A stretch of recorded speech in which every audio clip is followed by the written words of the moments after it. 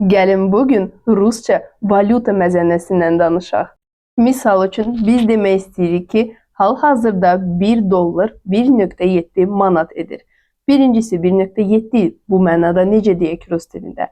Deyə bilərik 1,7 və yaxud 1,70 əgər 1,70 demək istəyiriksə. Və bu ifadə rusça olacaq. 1 dollar это 1,7 manat. İli 1,70 manat.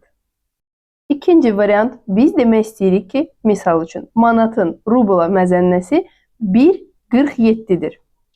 Və bunu rusca deyəcəyik 1 k 47. 1 k 47. Bu nisbəti göstərmək üçün k qoşmasını istifadə edəcəyik. 1 k 47. Və yaxud, misal üçün, Türk lirasını götürək, 1,22-yə olacaq. 1 k 22.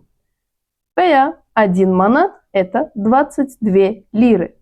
1 manat это 47 рублей. Rusça bu sualı necə verə bilərsiniz ki, 1000 rubl neçə manat eləyir?